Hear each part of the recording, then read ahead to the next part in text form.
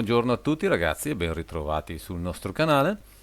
Volevo affrontare con voi la realizzazione, sempre tramite il nostro bel software FreeCAD di modellazione tridimensionale, di questo motore. Come vedete sono 59 particolari da assemblare insieme. Mi sono già creato una cartellina. Questo è un doppio motore a vapore verticale con retromarcia. In descrizione troverete il link per scaricarvi tutti i PDF. Ok. Io ho lasciato, mi sono creato una directory, una cartellina in cui ho lasciato gli elementi principali e degli assemblaggi che poi serviranno per costruire il motore. Per esempio, se noi entriamo in cylinder piping, troveremo un assemblato di una zona che corrisponde a una di queste due del nostro motore. Poi ho creato una cartelletta con scritto facili dove troveremo tutti quei prodottini da cui peraltro inizieremo, facili facili, eh, senza grosse difficoltà, e noi da lì inizieremo. Quindi le cartelle sono così divise, a voi questo poco importa, importa di più seguirmi nei vari passaggi costruttivi. Quindi chiudiamo un secondo, torniamo indietro, rivediamo l'assemblato. Ok, noi faremo tutta una serie di file denominati con i part number, dopodiché li assembleremo un po' alla volta. Quindi partiamo in cartella facili e andiamo semplicemente in ordine. Quindi base bearing lower holder, premiamo F2 per copiare il nome del file, apriamolo, ridimensioniamolo come serve a noi per poterlo vedere alla destra del nostro schermo. Io vi consiglio vivamente di scaricarlo in modo tale da poterlo vedere e cominciamo. Quindi creiamo un nuovo, salviamo il suo subito e lo salviamo. Andiamo in desktop, esercizi tutorial, esattamente in facili, incolla e salva. Partiamo. Visualizziamo come sempre l'origine degli assi e creiamoci un parallelepipedo 18x24x11,5. Quindi ambiente part, cubo, e andiamo a dimensionarlo.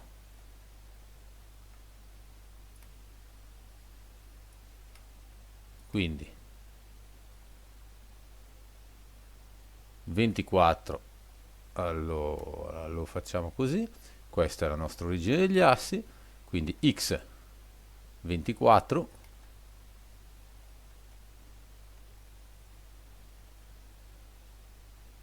altezza 11,5, profondità 18. Il tutto attraversato da un bel cilindro diametro 12, quindi cilindro, eccolo qua, raggio 6, lungo più di quanto ci serve, lo solleviamo in placement, posizione Z, pardon, Y 11,5 e lo spostiamo. Vedete che X mi viene indicato di qua in X positivo di 12 mm, cioè la distanza tra centro e centro. Seleziono il cubo, seleziono il cilindro, eseguo la mia sottrazione di forma e il gioco è fatto. Salviamo e chiudiamo. Quindi andiamo nella nostra directory, la nostra cartellina che io furbamente ho chiuso, l'ho salvato in desktop, esercizio tutorial, facili, e apriamo il secondo, quindi holder 2, F2, copia, eccolo qua, è né più né meno la stessa cosa, largo 38 millimetri. Mi voglio togliere una curiosità, apro Base Bearing, quello che abbiamo fatto prima, e vado a cambiare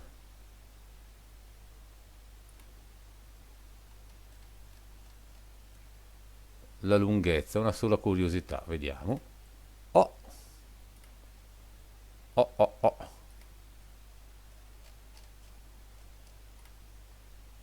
E guardate che cambiando i sottoelementi abbiamo già fatto la nostra holder 2, quindi file, salva con nome,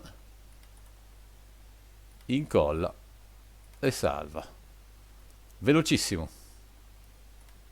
Torniamo qua, io devo prendere l'abitudine di lasciarlo aperto questo, quindi desktop, esercizi tutorial, doppio motore, facili, abbiamo fatto la holder 1, la holder 2, la upper holder 1 PDF. Apriamola, vediamo che qua comincia a essere un attimino più impegnativa. Ne apro due, una me la metto sullo schermo grande per poterla leggere correttamente.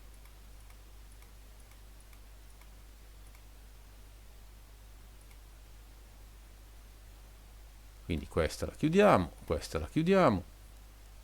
Il nome del file, quindi andiamo a prenderlo. Desktop, esercizi, facili.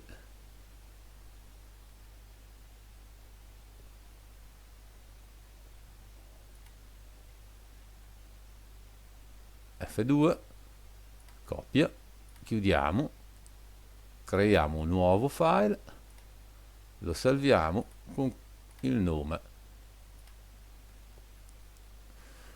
Benissimo, ora cosa facciamo?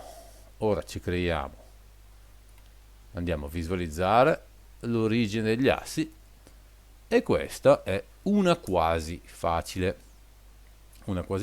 che andremo a fare in questo modo. 24, 24, quindi partiamo da un primo cubo largo 18 mm, quindi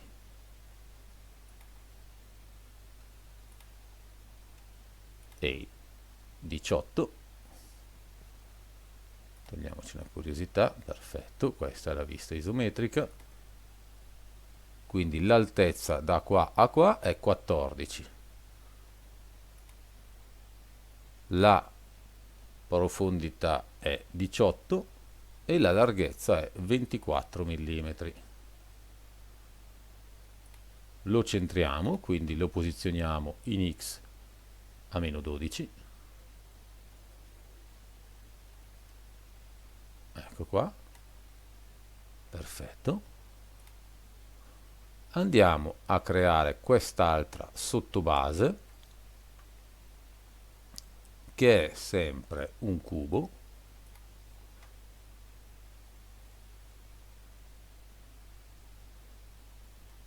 Eccolo qua.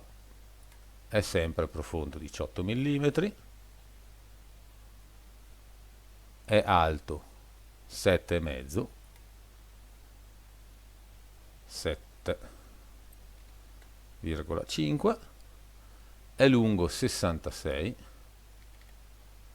centriamolo in X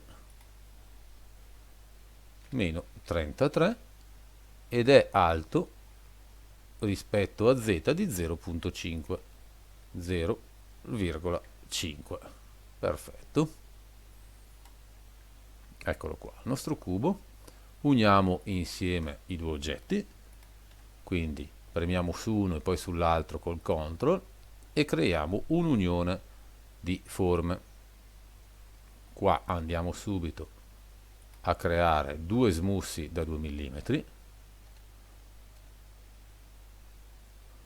eccoli qua.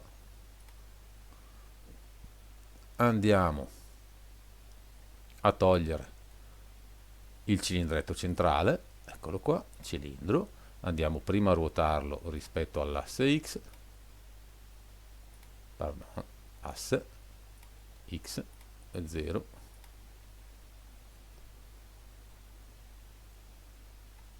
meno 90, allunghiamolo di più di quanto serve a noi e portiamo il raggio a 6. Quindi clicchiamo sulla forma principale, clicchiamo sul cilindro ed eseguiamo una sottrazione di forme. Ecco fatto. Bene, ora noi qua dobbiamo andare a fare due smussi a 45 gradi. Come possiamo fare? Possiamo fare in questo modo. Allora, dovevamo pensarci prima, quindi modifica, annulla la sottrazione di forme, genera un cubo, prendiamo questo cubo, lo portiamo a 24, anzi a 26, andiamo in posizione X meno 13, 26, l'ho portato, eccolo qua, meno 13, perfetto. Quindi vediamolo, questo è 24, doveva essere 25 e meno 12. No, andava bene com'era. 26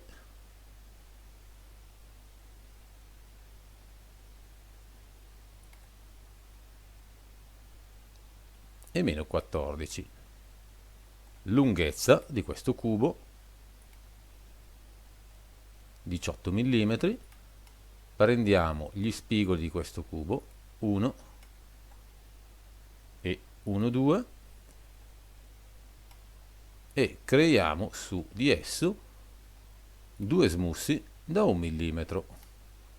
Perfetto. Dopodiché uniamo questa forma. Questa dovevo abbassarla, perdonatemi, deve essere ovviamente più bassa. Quindi torniamo indietro di un colpetto, andiamo su cubo, l'altezza 18 è giusta, è l'altezza questa, che deve essere inferiore al precedente, a quello che va a coprire. Quindi qua andiamo a rimettere i due smussi da 1 mm. Ok, vedete che sono perfettamente coincidenti. Unisco prima queste due forme, dopodiché a questa forma principale sottraggo il cilindro e abbiamo fatto il nostro smusso. Refine è già a true, quindi ci sta benissimo. Ora dobbiamo pensare ai due fori da 6,5, quindi un bel cilindro,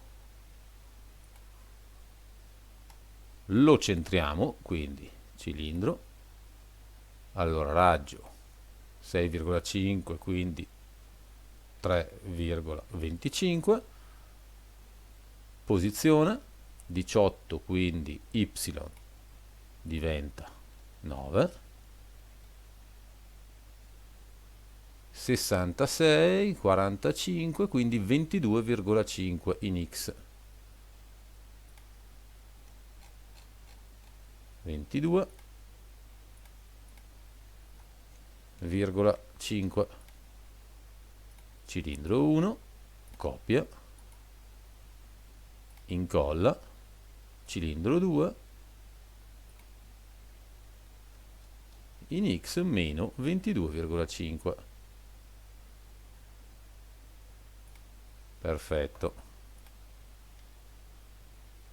Evidenzio questa forma, evidenzio col tasto CTRL premuto uno dei due cilindri e sottrazione di forme, idem per questo, sottrazione di forme, e vado a fare due belli smussettini da 0,25 come richiesto dal disegno.